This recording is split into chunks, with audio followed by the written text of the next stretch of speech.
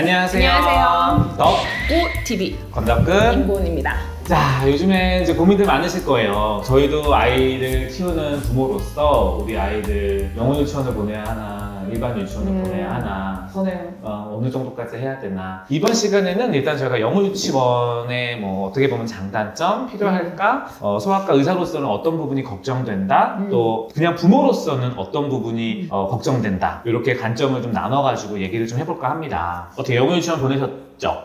네. 선생님도 보냈잖아요. 저도 보냈고 지금도 보내고 있습니다.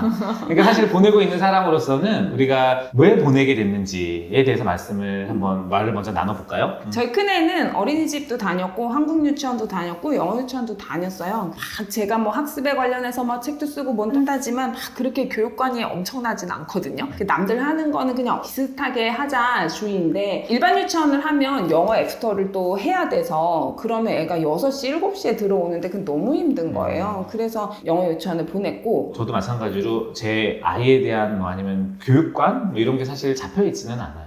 유행이죠, 유행. 그래서 그냥 다들 보내니까 나도 그럼 보내야 된다는 생각도 하나가 있었고, 그리고 또 사실 그냥 일반 유치원에서, 그러니까 사실 유치원은 저는 유치원 다 와야 된다고 생각을 해요. 요즘 영어 유치원들은 어른들이 막 생각하는 것처럼, 예전 세대들이 생각하는 것처럼 되게 막 학습적이고 그냥 우리 ABC, 물론 ABC를 가르치고 라이팅도 가르치고 리딩을 가르치지만 그냥 미술도 영어로 하고 체육도 영어로 하고 그냥 사회생활 자체를 영어로 하는 그런 유치원들이 많더라고요. 그래서 그런 거를 통해서 사회생활은 사회생활대로 사회력을 키우고, 그리고 자연스럽게 언어 노출을 시켜서 얘가 조금 언어에 대한 능력을 키운다기보다는 거부감을 줄이고, 그런 생각에서 저는 영어 유치원을 보내게 됐습니다. 자, 이거는 이제 부모 부모가 건덕근 임고은의 네. 결정이고 의사로서 제가 이제 계속 고민했던 거는, 의사로서는 사실 영어 유치원을 그렇게 좋게 평가하고 싶지는 않아요. 너무 이율배반적인데 이율배반이죠. 근데 이제 그렇다고 해서 내가 이게 너무 애한테 해가 될까를 생각했을 때 사실 바이링규얼을 따지자면 영어 유치원은 바이링규얼이 될 수 있는 기관이 아니에요. 왜냐면 우리가 보통 보내는 시점이 만 5세, 6세 그때쯤이기 때문에 그때 이미 아이는 모국어가 정해져 있는 상황이기 때문에 이제 사고 자체도 한국어로 하고 말도 그게 더 편하고 한 상황에 그냥 5세부터 아니면 뭐 더 이른 나이는 요즘 3세, 4세부터 있지만 이제 영어에 노출되는 것 뿐이다라는 생각이고, 그렇게 되면은 학습으로 접근이 되는 부분이 있거든요. 아무래도 좀 더 어린 나이에 모국어를 유창하게 경험을 하고 많이 습득을 하고 배워야 창의력도 더 좋아질 수 있고 더 건강한 사고를 할 수 있고, 아이가 일단 말 그대로 뇌가 발달을 하는 거죠. 그런 관점으로 봤을 때는 사실 그러니까 언어 자체 하나를 더 투입을 시켜서 아이를 혼란시켜줄 만들 이유가 전혀 없는 거예요. 그거는 학습적으로 봤을 때 나중에 뭐 대학 가는데 필요한 영어라고 생각을 한다면 뭐 나중에 충분히 할 수 있는 부분이고 충분히 따라갈 수 있는 부분이거든요. 그래서 영어 유치원에 대한 거를 생각했을 땐 일단은 모국어 발달이 뭐 우선이기 때문에 소아과 의사 관점으로 봤을 때는 하등 보낼 이유가 없는 거죠. 저는 조금 다른데 사실 어떻게 보면은 보낼 필요가 있다 없다를 떠나서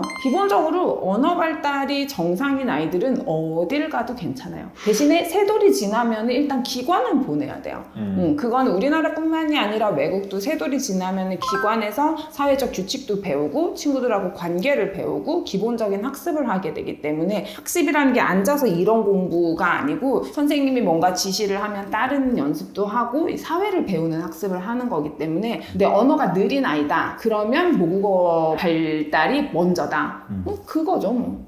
이제 그렇게 아까도 제가 얼핏 말씀드린 것처럼 영어 유치원 자체도 단체 생활을 하는 곳이고 규율이 있는 곳이고 거기서도 미술을 하고 뭐도 하고 다 한단 말이에요. 그래서 그런 사회생활을 그런 기관을 통해서 가는데, 거기서 이제 영어에 대한 혼란이 와서 그걸 너무 공부를 받아들인다거나 이제 그냥 언어에 노출이 돼가지고 습득을 하는 게 아니라 정말 막 앉아서 쓰고 글 쓰고 이거 틀리면 우리 중고등학생들 학원에서 공부하듯이 그렇게 된다라고 하면 사실 그거를 찬성하고 싶지는 않아요. 하지만 이제 사회생활을 하는데 영어를 노출을 시켜서 좀 이른 나이에 그거를 노출시켜 준다라고 하면 그것도 꼭 나쁘다라고만 볼 수 있는 부분은 아니다라는 생각이 이제 의사로서 또는 부모로서 이게 반반 섞이게 되더라고요. 그쵸. 그래서 실제로 영어 유치원, 일반 유치원에 대한 논란이 있을 때 항상 이슈가 아이가 이중언어 노출이 모국어 발달을 저해하냐라고 이제 부모님들도 저한테 물어보시죠? 그러면 영어 유치원에서 있는 시간이 보통 4시간, 5시간이거든요. 그러면은 나머지 시간은 엄마 아빠하고 친구들하고 충분히 모국어로서 소통하고 어휘력이 그 나이에 맞게 잘 발달을 하고 있으면 그걸로 언어 혼동이 오지는 않아요. 대신에 요즘에 되게 극단적인 영어 유치원들이 있어요. 굉장히 빡센 데들이 있어요.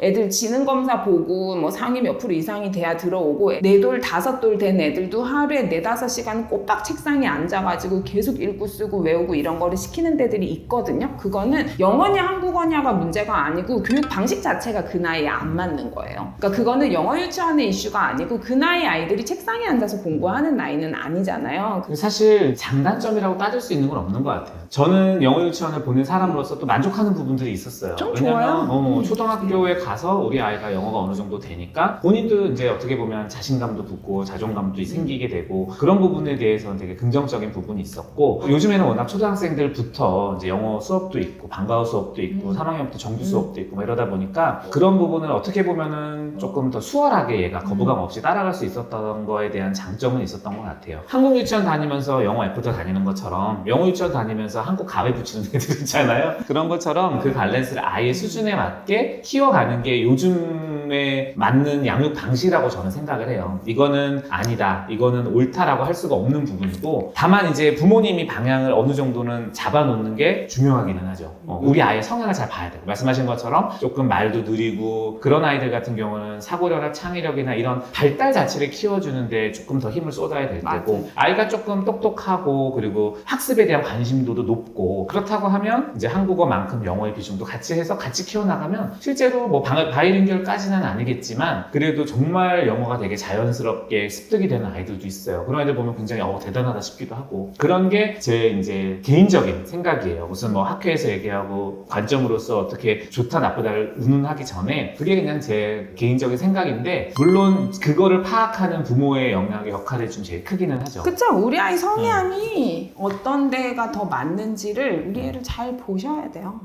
그거에 대해서는 또 다음 시간에 그리고 아이가 즐거워하면 일단 그게 제일 우선이고 어디도 즐거워하지 않으면 어떻게 해야 돼?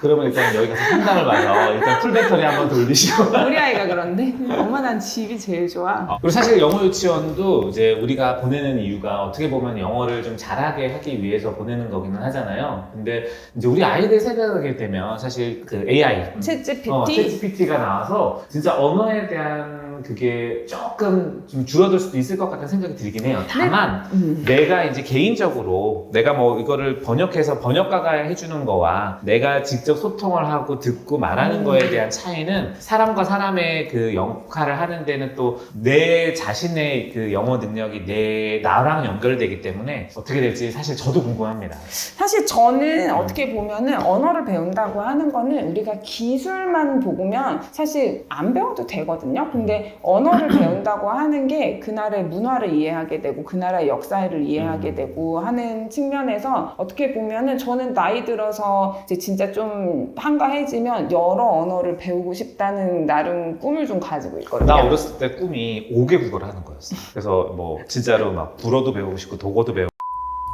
그래서 사실 어떻게 보면 저희는 오늘은 그냥 약간 뭐 썰을 좀 푸는 이제 영어 유치원의 장단점을 얘기해 준다기보다는 부모로서의 입장과 이제 소아과 의사로서의 관점으로 해서 영어 유치원의 장단점을 말씀드려 봤어요. 그래서 이게 어떻게 이제 아이의 성향과 이런 게 중요하고 언어의 발달 정도에 따라서 결정하시겠지만 결정하시는데 조금이라도 도움이 됐으면 하는 마음으로 이 영상을 제작을 하게 되었습니다.